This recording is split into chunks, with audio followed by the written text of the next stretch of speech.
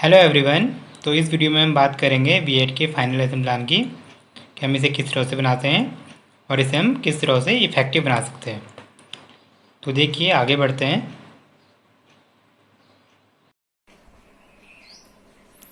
Hello everyone. तो इस video में हम बात करेंगे फाइनल लेसन प्लान की कि हमारा जो फाइनल लेसन प्लान होता है फाइनल टीचिंग के लिए वो कैसे बनता है और उसमें हमारी कुछ खास चीज़ें होती हैं। तो देखिए फाइनल लेसन प्लान इंटर्नशिप जब हमारी हो जाती है टीचिंग इंटर्नशिप 3 मंथ्स की, उसके बाद हमें एक फाइनल लेसन प्लान तैयार करना होता है जो कि हमारा एग्ज़ाम होता है फाइनल टीचिंग के लिए। तो देखिए ये हमारा अभी फिजिकल साइंस का लेसन प्लान है जो मैंने बनाया है। इसका जो सब्जेक्ट है वो है साइंस और जो उसका सब सब्जेक्ट है वो है केमिस्ट्री एंड इसका जो टॉपिक है वो है अम्ल मीन्स एसिड। फिर देखिए इसमें कक्षा और डेट हम सारी जो एंट्री होती है वो फिल कर लेते हैं। जो भी हमारा डेट है, क्लास है, पीरियड है और टाइम।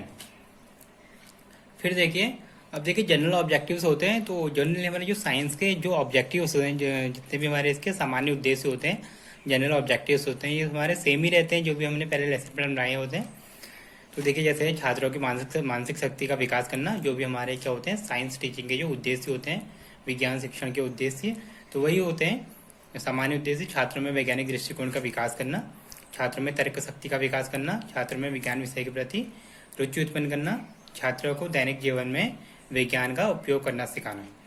फिर देखिए इसके विशिष्ट उद्देश्य क्या हैं। तो विशिष्ट उद्देश्य देखिए जो भी हमारा टॉपिक होता है, टॉपिक हमारा अम्ल एसिड, तो उसी से सारे हमारे रिलेटेड होते हैं विशिष्ट उद्देश्य। तो देखिए पहला हमारा विशिष्ट उद्देश्य क्या है, ज्ञानात्मक उद्देश्य।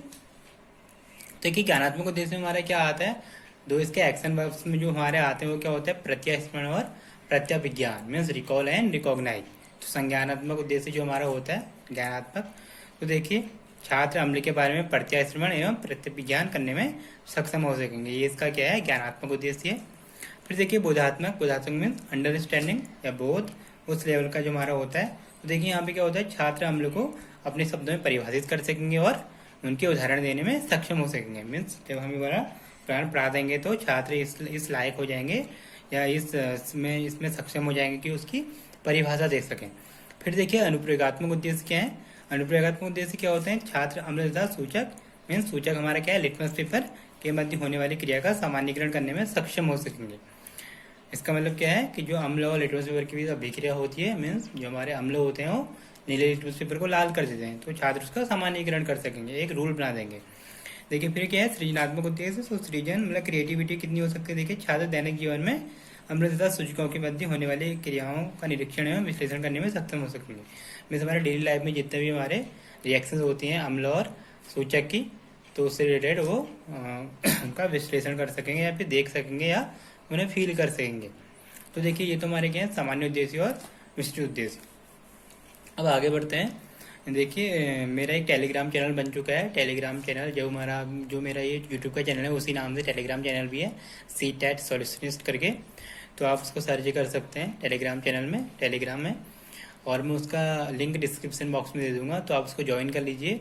और जो भी इसका PDF है और जितने भी हमारे लेसन प्लान जो मैं पहले अपलोड कर चुका हूँ उनके PDF आपको वहाँ अवेलेबल हो जाएंगे, तो आप टेलीग्राम चैनल भी ज्वाइन कर लीजिएगा। अब देखिए आगे बढ़ते हैं।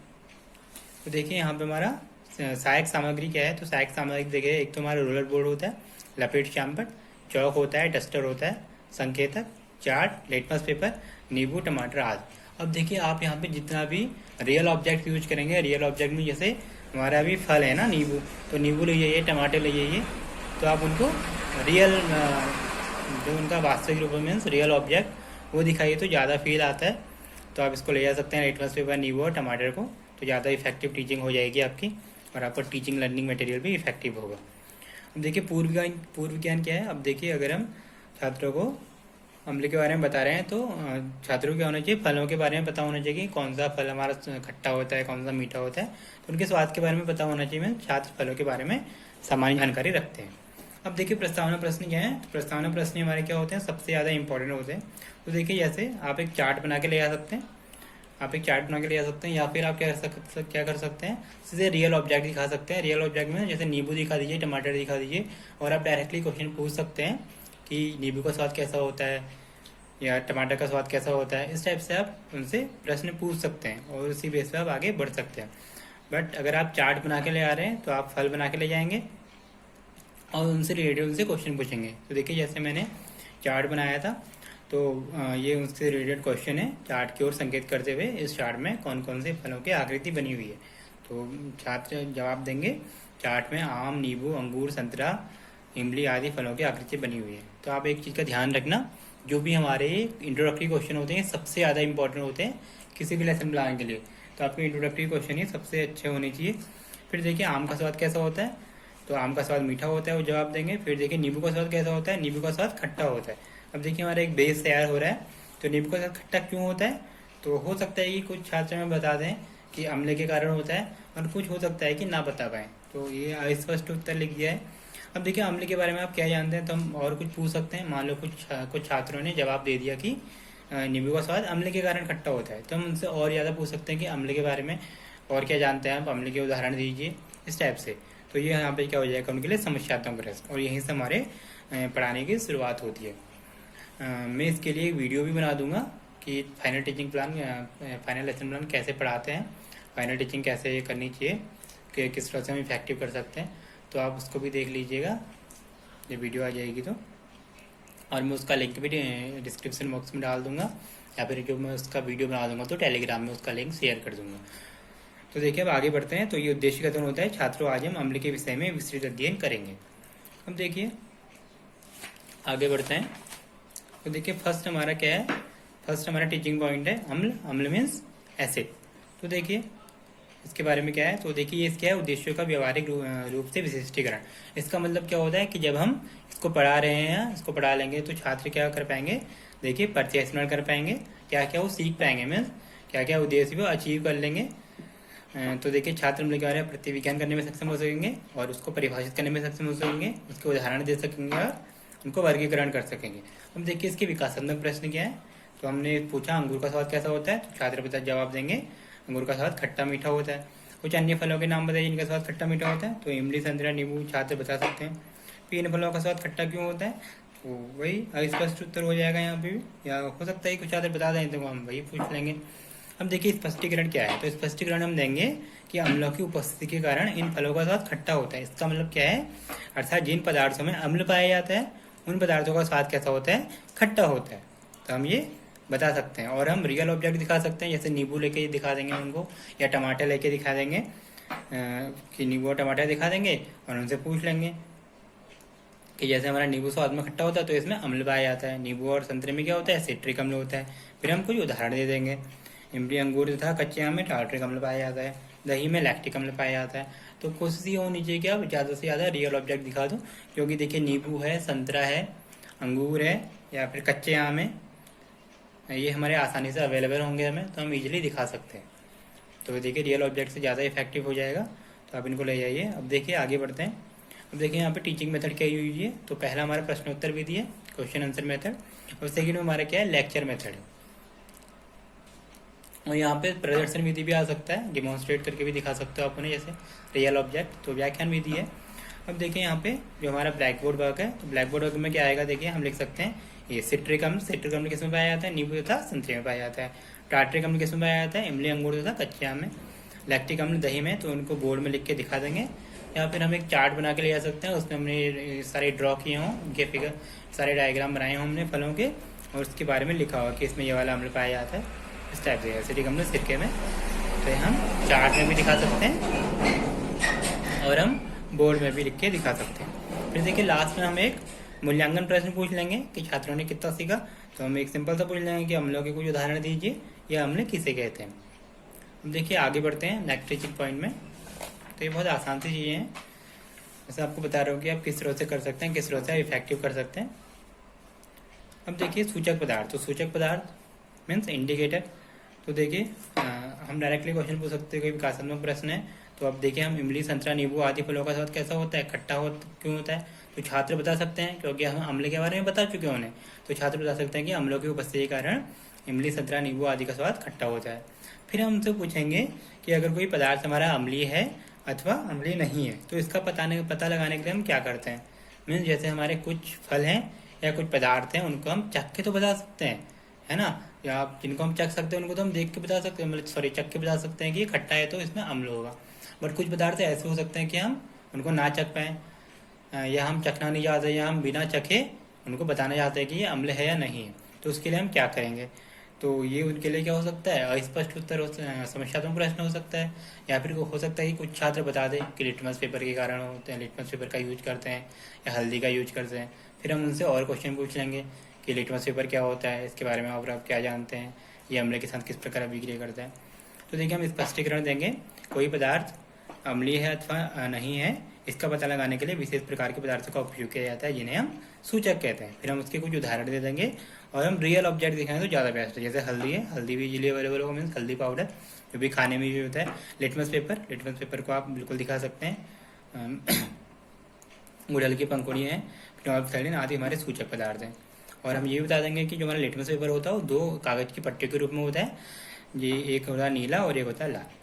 अब देखिए यहाँ पे हमारा टीचिंग मेथड का यूज जो है, तो टीचिंग मेथड यहाँ पे क्या है, देखिए एक तो हमारा क्या है प्रश्नोत्तर विधि और दूसरा हमारा क्या है व्याख्यान सह प्रदर्शन विधि, क्योंकि यहाँ पे हम उनको दिखा भी रहे हैं, हमें डिमॉन्स्ट्रेट कर रहे हैं, तो व्याख्यान सह प्रदर्शन विधि। अब देखिए ये हमारा क्या है लिटमस पेपर, लिटमस पेपर हमारा यूज हुआ है यहाँ पे TLM के रूप में। तो देखिए रियल ऑब्जेक्ट ये तो हम इसको दिखा सकते हैं। अब देखिए श्यामपटकारी क्या है, तो अब सूचक के उदाहरण लिख देंगे और लिटमस पेपर नीले तथा काले रंग का होता है ये हम बोर्ड में लिख देंगे, सॉरी नीले तथा लाल रंग का होता है हम बोर्ड में लिख देंगे। फिर देखिए हम एक मूल्यांकन प्रश्न पूछ लेंगे उनसे, सूचक पदार्थ के कोई दो उदाहरण दीजिए। अब देखिए आगे बढ़ते हैं, तो देखिए हमारा नेक्स्ट टीचिंग पॉइंट है अम्लों का लिटमस पेपर के प्रति व्यवहार, कि अम्ल हमारे लिटमस पेपर के प्रति किस प्रकार अभिक्रिया करते हैं। तो देखिए हम ये विकासात्मक प्रश्न पूछेंगे उनसे पहले कि सूचक क्या होता है, सूचक के उदाहरण दीजिए। फिर हम बोल देंगे कि सूचक अगर हमारा लिटमस पेपर अम्ल से अभिक्रिया करता है, अभिक्रिया करे तो क्या होता है। तो देखिए ये उनके लिए क्या हो जाएगा, समस्यात्मक हो जाएगा। फिर हम स्पष्टीकरण देंगे कि जो हमारा नीला लिटमस पेपर होता है उसमें अगर हम अम्ल मिलाएं, अम्ल मिलाने पर यह क्या हो जाता है, लाल हो जाता है, और लाल लिटमस पेपर में अम्ल का मिलाने पर कोई प्रभाव नहीं पड़ता। अब देखिए ये हमारा स्पष्टीकरण है, तो ये हमारा प्रैक्टिकल में आ गया, मीन्स हम एक्टिविटी करेंगे, एक क्रियाकलाप करेंगे। हम नीला लिटमस पेपर लेंगे और हम एक नींबू ले लेना, तो उसे काट लेना पहले ही, और उसका रस मतलब इस तरह से काटने की उसका रस इजीली निकल जाए, हम निचोड़ के उसे नीले लिटमस पेपर के ऊपर रखेंगे और वो लाल हो जाएगा। तो हम उसको प्रैक्टिकली दिखाएंगे बच्चों को। और चाहो तो आप जैसे लिटमस पेपर का पूरा एक आता है 20 रुपीज़ या समथिंग या 10 रुपीज़ में आ जाएगा, तो जो एक उसका जो पेपर होगा आप छात्रों को भी दे सकते हो प्रैक्टिकल करने के लिए, दिखा सकते हो ऐसे ग्रुप में भी, नहीं तो आगे से आप दिखा दीजिए इनको, तो उससे भी ज़्यादा इफेक्टिव हो जाएगी आपकी टीचिंग। तो देखिए हमारे स्पष्टीकरण हो गया कि जो हमारा नीले लिटमस पेपर में अम्ल मिलाने पर क्या होता है, यह लाल हो जाता है। फिर देखिए लास्ट में हमारे क्या आता है श्यामपट सारण। तो श्यामपट सारण में क्या आएगा, छात्र अध्यापक छात्रों के कार्यों का निरीक्षण करेंगे और छात्र छात्राएं श्यामपट से कार्य पुस्तिका में नोट करेंगे। तो ये हमारे क्या आ जाएगा श्यामपट सारांश। अब देखिए अगला टीचिंग, देखिए हमारा टीचिंग मेथड क्या यूज हुआ है। फर्स्ट में हमारा प्रश्नोत्तर विधि आ जाएगा और सेकंड में क्या आ जाएगा, व्याख्यान सह प्रदर्शन विधि। तो यहाँ पे भी हम प्रैक्टिकल करके बताएंगे कैसे। जैसे हम नीला लिटमस पेपर लेंगे और नींबू का रस लेंगे, नींबू लेंगे और उन्हें प्रैक्टिकली दिखा देंगे, ठीक है। तो यहाँ पे लिख देंगे हम नीले लिटमस पेपर में अम्ल मिलाने पर यह लाल हो जाता है।